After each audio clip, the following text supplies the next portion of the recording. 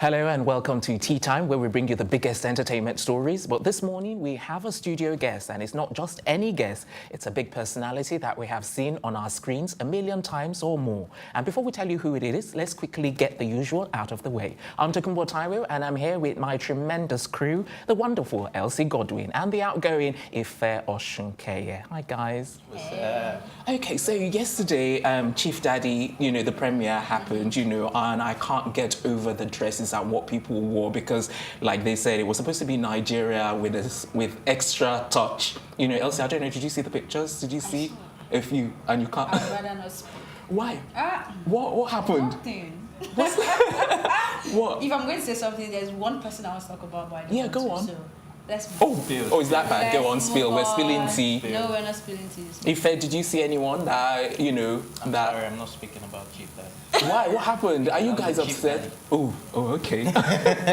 All right, so as mentioned earlier, we do have a studio guest. She's a Nollywood actress, and her acting debut was in 2015. Yes, her acting debut was in 2015, and after that, she starred in another movie in 2017. Yes, and what's going on? No, 1995. Not 96. 1996. Oh my goodness. Where were you? Were you born then? I've got all my figures muffled up. All right, okay. I think we should do this all over again. Okay, so she started in 1995 when she featured in the film Owo Blue alongside Femi Adebayo. Sorry? Out of Bounds came out before. Oh my goodness. And she also starred in Out of Bounds, like she just rightly said, with Richard Mofe-Damijo, and then later on she was nominated for Best Actress in a Leading Role at this year's 2013's Nollywood Movie Awards. She has featured in countless movies and TV productions, and one of her latest productions is titled Baby Steps. She's very well spoken, and with 436,000 followers on Instagram, ladies and gentlemen, I give you the beautiful, the big-hearted, and the big-time actress with superstar quality, Bimbo Akintola. Oh my goodness. Thank you. That was such a warm welcome. It's a pleasure to have you here. Thank you. I'm glad to be just here. one question first. Shoot. How do you cry? It's easy. If you believe what you're doing, if you are in character, it sounds trite when you say it, but becoming a character is not as hard as people portray it. When you are in character, you are that person. If something bad happens to you, you'll cry. That's how easy it is. Once you believe it, the tears will come. I have just one question. Yes, How sir. do you remain radiantly beautiful at age 48? I'm 45. Oh, so they've got So it what's wrong. wrong with Wikipedia? Somebody put it there. I have no idea why Oh, they we did should that. correct that. We should. Why not? Look, 45, 48, 52. Age is So how do nothing you but a remain number. beautiful? What? I'm a vampire. I don't see any fangs. Oh, sweetie, down at night. only when I want to feed. Oh, should we be worried now? Not yet. Not Okay, yet. all right. Tell us about your latest project, and what you're working on. If there's anything in the pipeline.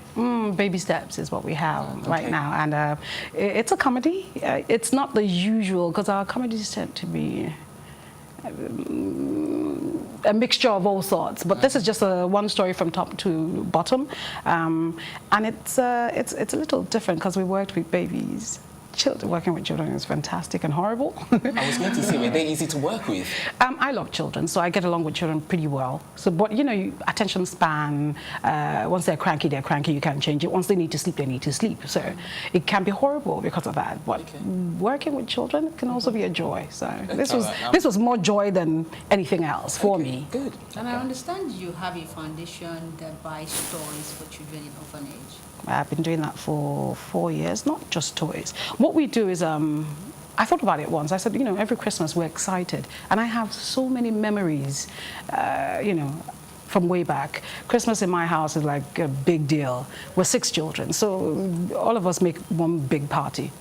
And my mom. So I just thought about it. I said, children in orphanages and everybody, what do they do for Christmas? Who's there for them? Do they have memories? So what I do is I try to give them memories. We have a party, and all of us hang out and play. Okay. I'm glad you are talking about babies right now because I read in one of your interviews where you said marriage is not compulsory as it's each to its own biological clock. Yes, sir. Right?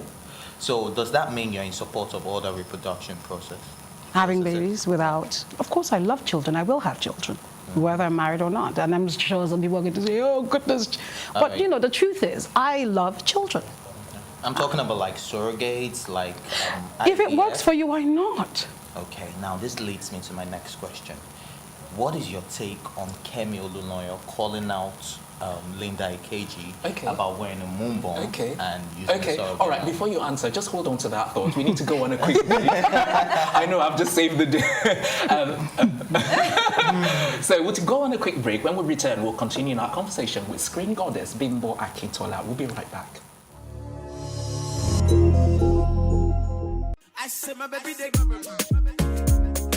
It's where the big stories live. This is Plus TV Africa. When I did it, I was full on, hands-on on the whole project.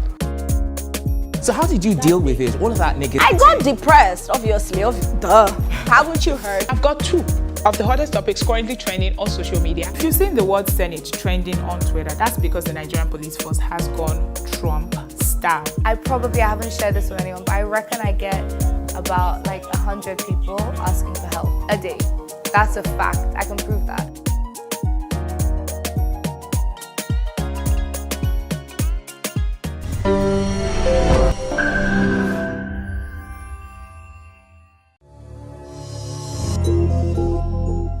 Welcome back. You're watching Tea Time right here on Plus TV Africa. If you're just joining us on the program, we're chatting to clear and well-dictioned actress Bimbo Akintola. Now, before the break, Ife was asking you a question, so I'll tell him to repeat it.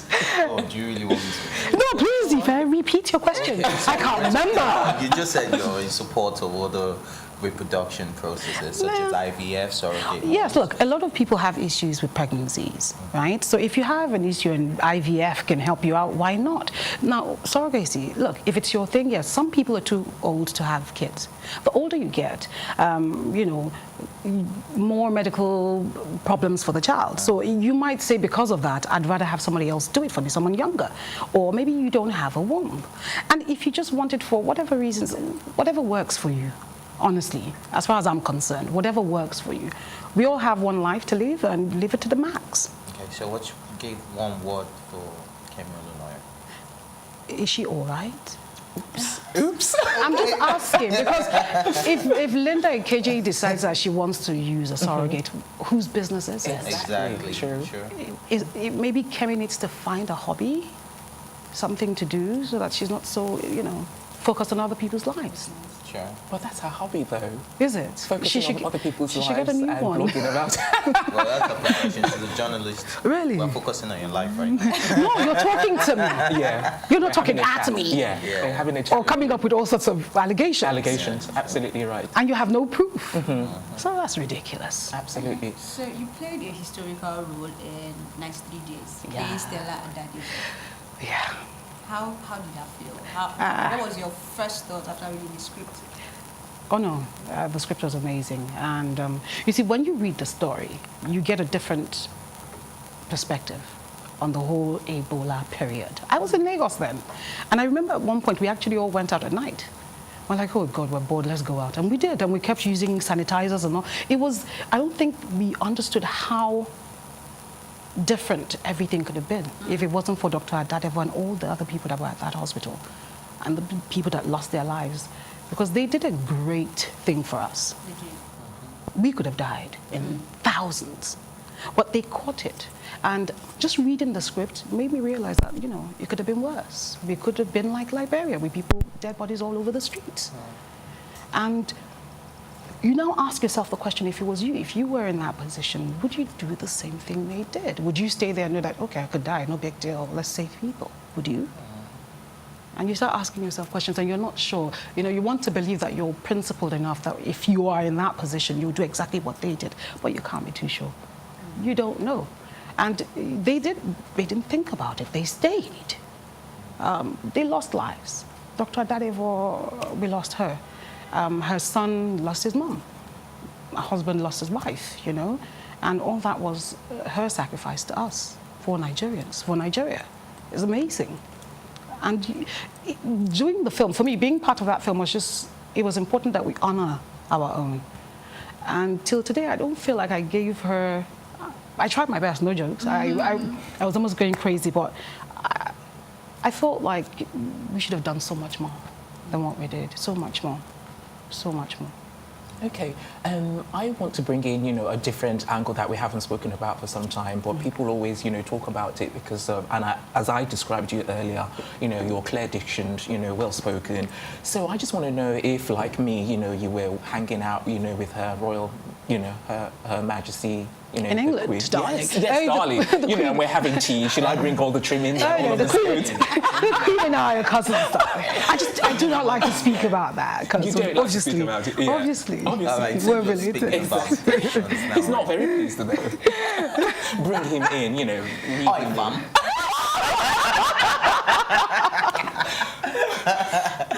Okay, since you're speaking about dictions and how you sound right now. I started speech in school. Let's not talk too much. And I think as actors, we should speak properly. Okay. But this, I can't help but ask this question. Your relevance in both the Yoruba movie industry and the English industry, and the English movie industry.